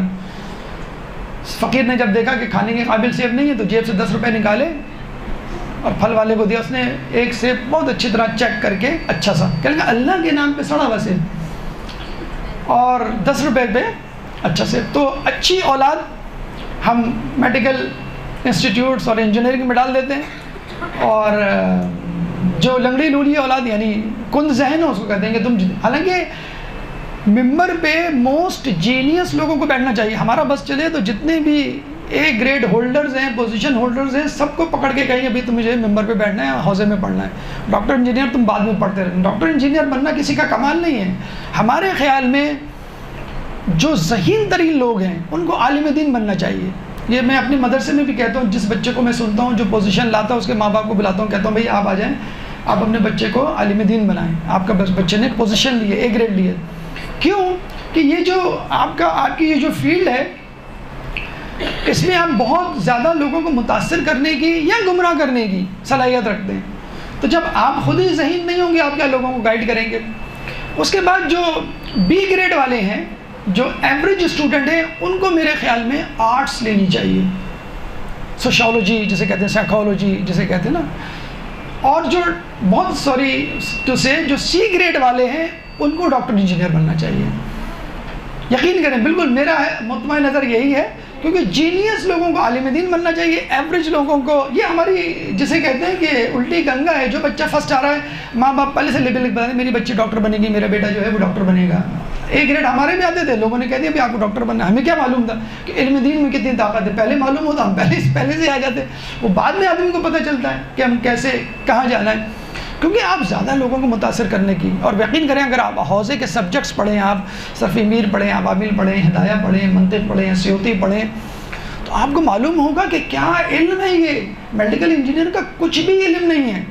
اگر آپ صرف عربی گرامر، صرف میر، عوامل، اول ترین کتابیں ہیں یہی پڑھ لیں نا، آپ کہیں گے کتنی میتھمیٹیکل وے میں یہ کتابیں لکھی گئی ہیں. کیا گرامر ہے عربی کی کہ ہماری میتھمیٹکس کچھ بھی نہیں ہوگی. بہرحال تو یہ مثالیں آپ کے سامنے ہیں، آپ ان مثالوں کو فالو کریں. آپ کا ایک سورس آف انکم بھی ہوگا اور آپ جو ہے وہ علم دین بھی حاصل کریں گے. اگر آپ چاہتے ہیں کہ بھائی ہم نہ میڈیکل کی فیلڈ میں، انجینئرنگ کی فیلڈ میں کوئی شارٹ کٹ بتا دیں آپ جو باقاعدہ ڈگری نہ لینی پڑے، تو شارٹ کٹ طریقہ ہے on line tuitions. On line tuitions پڑھائیں، قرآن کے ٹیوشن ہیں، دینیات کے ٹیوشنس ہیں، اسپیشلی اگر زیادہ پیسہ کمانا چاہتے ہیں تو امریکہ یورپ، اس میں آپ کی ڈالرز میں کمائی ہوگی، بہت کم مختصر ترین اس میں آپ بہت ہم خواتین کو جانتے ہیں کہ جو ٹھیک ٹھاک کما رہی ہیں، مطلب 20 منٹ کی کلاس ہوتی ہے 3 دن اور آپ کو $50-60 کوئی ایسا ایشو نہیں ہے ملنا۔ اگر آپ کہتی ہیں کہ نہیں سر ہمیں تھوڑا سا زیادہ کمانا ہے، ہمارا اسٹیٹس زیادہ ہے، ہماری جو کولیگز ہیں، میری جو ساتھی ہیں وہ ڈاکٹر انجینئر ہیں اور کچھ تو باہر ملکوں میں سیٹل ہیں، تو ان کے پاس تو ہزاروں ڈالرز میں ان کی انکم ہے، کچھ ایسی انکم بتائیں جس میں میں ہزاروں ڈالر کما سکوں اور اپنی یہ فیلڈ جو ہے ذاکری یہ بھی کنٹینیو کر سکوں۔ تو اس کے لیے ای کامرس، کبھی انشاءاللہ موقع ملا تو ای کامرس سے پورا ایک لیکچر دیں گے۔ ای کامرس آپ یاد رکھیے، آج جا کر یوٹیوب پہ لکھیے اور جتنی ویڈیوز ہیں دیکھ ڈالیں، خواتین تک اس فیلڈ میں آ گئی ہیں اور میرے خیال میں مردوں سے زیادہ یہ خواتین کی فیلڈ ہے۔ کیوں؟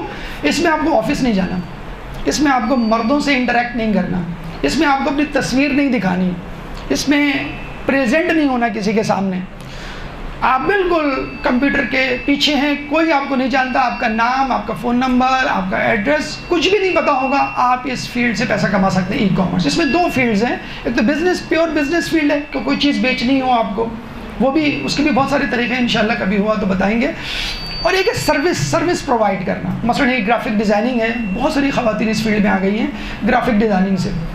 میں آپ کو مثال بھی دے دوں، میں ایک صاحب کو جانتا ہوں، انجینئر تھے اور ہمارے ساتھ حوزہ علمیہ میں پڑھتے تھے، اور وہ بھر کے کہا کرتے تھے کاش مجھے کوئی ایسی فیلڈ ملے، کوئی جاب ملے کہ بس میں 1 بجے گھر آ جاؤں اور پھر حوزے میں پڑھوں، اور وہ انجینئر بھی بن رہے تھے۔ انہوں نے پاکستان کا، مجھے کہنا نہیں چاہیے ایک بات میں ڈسکلوز کروں کہ نہیں کروں، کہ پہلا ڈرون ڈیزائن کیا ہے وہ ان صاحب نے۔ تو کہنے لگے میں کیا کروں، میں جو بھی جاب ڈھونڈتا ہوں، انجینئر تھے، مجھے جاب ہمیشہ ملتی ہے، صبح جاؤ اور رات میں آؤ۔ ابھی میرا ان سے رابطہ ہوا تو پتہ چلا کہ وہ ای کامرس کی فیلڈ میں چلے گئے اور کہہ رہے ہیں کہ میرے لیے کوئی مسئلہ ہی نہیں ہے، 3-4 سال سے میں ہزاروں ڈالر کما رہا ہوں، جہاں جو بھی ضرورت پڑتی ہے، عراق میں بھی رہا، ایران میں بھی رہا، میں آرام سے پے کر دیتا ہوں، کوئی ایشو ہی نہیں ہے میرے لیے، اور میں تو بس اتنا ٹائم لگاتا ہوں جتنا نماز کے بعد تعقیبات میں لوگ ٹائم لگاتے ہیں، مطلب آدھا گھنٹہ 15 منٹ، مطلب ایکسپرٹ ہو چکے ہیں آپ۔ تو ای کامرس اسپیشلی ان لوگوں کے لیے جو چاہتے ہیں مثلا فن ذاکری سیکھیں اور کم وقت میں زیادہ، وہ ایک الگ بات ہے، پھر آپ کو اس کی ایسی لالچ پڑے گی، آپ کہیں گے سر 1 گھنٹہ کیوں 8 گھنٹہ، اور جس کے لیے میں جا رہی تھی فن ذاکری میں وہ تو مجھے مل گیا۔ ولید بن ملک کا واقعہ ہے نا، حمام المسجد، مسجد کا کبوتر کہا جاتا تھا اس کو، ہر وقت مسجد میں بیٹھا قرآن نماز پڑھتا رہتا تھا، جب خلافت ملی تو قرآن اٹھا کے اس نے دیوار پہ دے مارا کہ جس کے لیے میں پڑھ رہا تھا وہ تو مل گئی حکومت۔ بہت معذرت کے ساتھ یہ ہوتا ہے، پیسہ لالچ چیز ہی ایسی ہے کہ بلم باور بنتے ہوئے انسان کو دیر نہیں لگتی، لیکن پھر بھی اپنی عزت نفس بچانے کے لیے، کیونکہ آپ کا پیٹ، آپ کی جائیداد، آپ کا بل، بچوں کے اخراجات یہ بھی ساتھ ساتھ چلیں گے، اور آج کل خواتین اپنے مردوں کا ساتھ دے رہی ہیں، اس میں کوئی قباحت نہیں، اور آپ کو باہر نہیں نکلنا، یعنی سیکیورٹی ایشو نہیں ہے، گھر بیٹھ کے بالکل جسے کہتے ہیں کہ آپ کو کرنا ہے، تو لیٹس ٹیک اے اسٹیپ کہ آپ کا ایک سورس آف انکم ہو جائے۔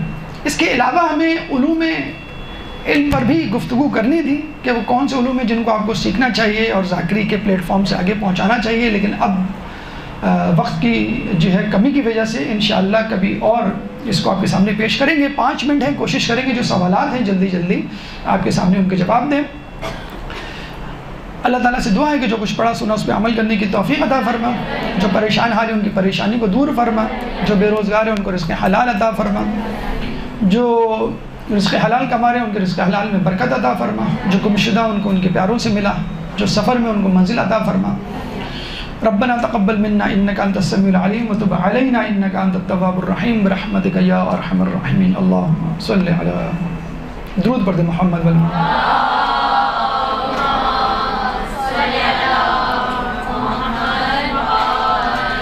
اگر ہم اپنی اولادوں کو علم دین کی طرف ڈالنا چاہتے ہیں تو آپ کی نظر میں کون سی ایسی فیلڈ ہے جس کو علم دین کے ساتھ حاصل کیا جا سکے؟ میں نے آپ کو بتا دیا ای کامرس۔ ابھی ہم نے ایک ایران میں مقیم اسٹوڈنٹ کو اس کو آئیڈیا دیا ہے اور اس نے کہنا نہیں چاہیے پتہ نہیں پہلے مہینے میں 60,000 کما لیے ہیں، یعنی یہ ہم نے وہ آیا ہوا تھا تو ہم نے کہا بیٹا یہ کرو، یہ ایک سائڈ جاب ہے، اس کی شادی بھی ہونی تھی، یعنی بیگم کے ساتھ وہ واپس گیا، اب بیگم کے ساتھ جا کے وہاں سیٹل ہونا، تو ہم نے اس کو فیلڈ سکھائی اور شاید میرے خیال میں اس کے 1-2 گھنٹے لگتے ہوں گے، تو ای کامرس ایک ایسی فیلڈ ہے کہ میں نے آپ کو بتایا آپ بہت آگے جا سکتے ہیں. دیکھیں سیدھی سی بات ہے، ٹو بی ویری فرینک، اگر خواتین نہیں تو کم از کم مردوں کے ساتھ تو ہے. پیسہ گھر میں آتا ہے تو والدین کہتے ہیں بیٹا جو چاہے کرو، لیکن غلط کام نہیں کرنا اور ہمیں بدنام نہیں کرنا. پھر فیلڈ آپ کے اوپر چھوڑ دیتے ہیں وہ کہ بیٹا آپ کی مرضی جو آپ کرنا چاہتے ہو.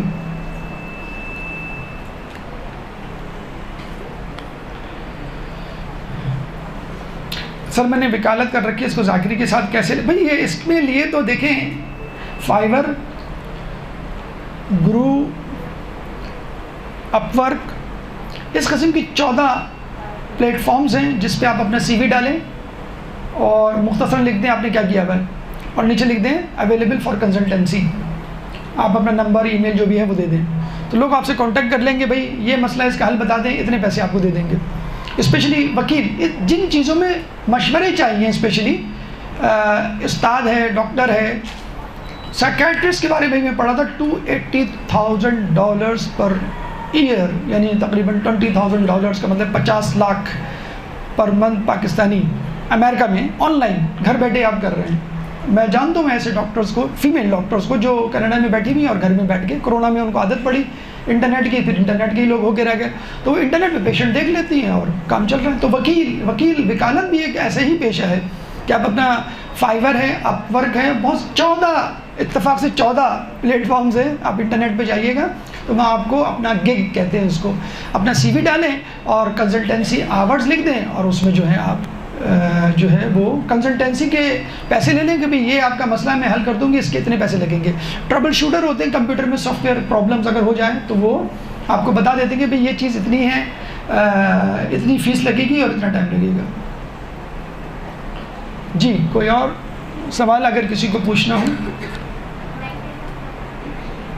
What is your opinion about metaverse? بیٹا یہ تو بہت آگے کا کام ہو گیا، لیکن میٹاورس کے بارے میں کہا جاتا ہے کہ انٹرنیٹ سے بڑی انوینشن ہے جو آئی تو لوگوں کو اتنی حیرت ہوگی کہ وہ انٹرنیٹ استعمال کرنے والوں کو کہیں گے تم ابھی تک انٹرنیٹ استعمال کر رہے ہو.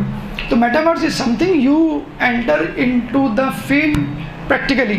یہاں تو آپ انٹرنیٹ کھولتے ہیں نا اور کینیڈا، امریکہ یا وہاں بیٹھا ہوا کوئی شخص آپ کے سامنے ہوتا ہے. میٹاورس میں چشمہ آپ کو پہنا دیا جائے گا، آپ لٹرلی آپ کینیڈا میں، امریکہ میں یا جہاں آپ جانا چاہیں وہاں موجود ہوں. میٹاورس اس کا نام دیا. 10,000 سائنٹسٹ، سافٹ ویئر انجینئرز اس کی ریسرچ کر رہے ہیں. مارک زکربرگ نے یہ ریسرچ شروع کروا دی ہے.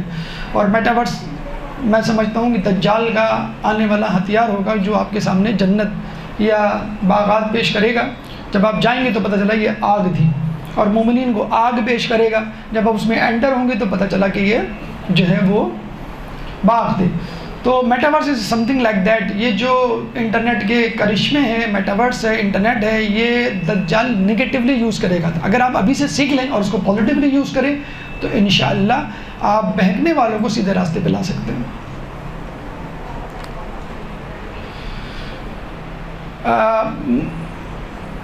بخار اور بیماری کے حوالے سے ڈینگی فیور لوگوں میں بہت پھیلا ہوا ہے. تو 5 مرتبہ اَمَّن یُجِیبُ الْمُضْطَرَّ آیت پڑھ کے ان تمام لوگوں کے لیے صحت یابی کی دعا کر لیں. بسم اللہ الرحمن الرحیم. اَمَّن یُجِیبُ الْمُضْطَرَّ اِذَا دَعَاهُ وَیَکْشِفُ السُّوءَ. اَمَّن یُجِیبُ الْمُضْطَرَّ اِذَا دَعَاهُ وَیَکْشِفُ السُّوءَ. اَمَّن یُجِیبُ الْمُضْطَرَّ اِذَا دَعَاهُ وَیَکْشِفُ السُّوءَ. اَمَّن یُجِیبُ الْمُضْطَرَّ اِذَا دَعَاهُ وَیَکْشِفُ السُّوءَ.